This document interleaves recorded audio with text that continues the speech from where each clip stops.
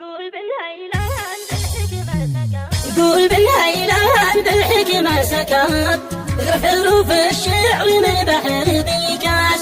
يا شيخ لا تحزن ترى الوضع القرب والناس كم تهوى دروب الانتكاس. عارف بذي صادق وعارف من كذب وعرف اصول الهاج عند الاحمداس.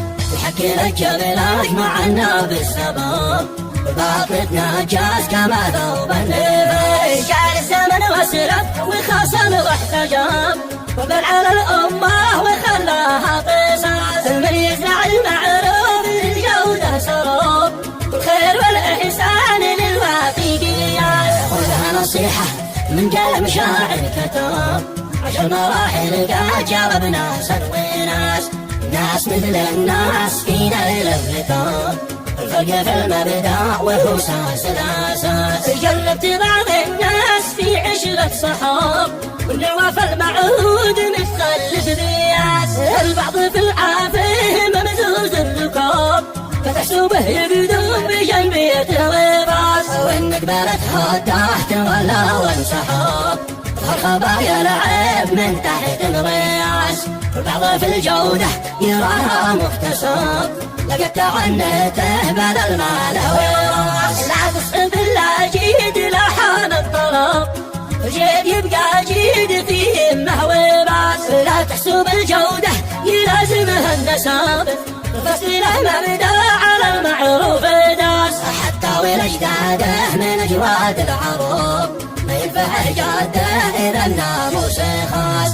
يقول بن هيلان بالحكمة سكت حروف الشعر من بحر بكاس. يقول بالهيلان بالحكمة سكت حروف الشعر من بحر بكاس. يا شيخ لا تحزن ترى الوضع القرب والناس كم تهوى دروب الانتكاس. عارف بذي صادق وعارف من كذب وعرف اصول الهاج عند الاحمداس.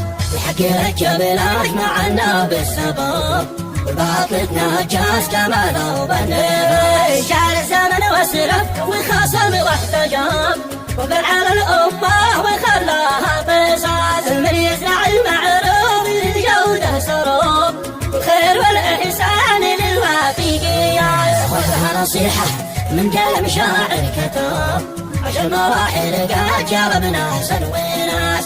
ناس مثل الناس فينا الالتقاء الفرق في المبدأ وهو ساس الأساس. جربت بعض الناس في عشرة صحاب والنواف المعهود متخلف بياس. البعض في العافية ممزوز الركاب فتحسبه يقدم بجنبية الغباس. وإنك بلدها تحت ولا وانسحاب الخبايا العيب من تحت الرياس. البعض في الجودة يراها مكتسب لقد تعنته بدل ما له راس. لا تصحب الا جيد لحان الطلب الجيد يبقى جيد فيه همه وباس. لا تحسب الجودة يلازمها النسب فصله مبدا على المعروف داس. حتى والاجداده من اجواد العرب ما ينفع جاده اذا الناموس خاص.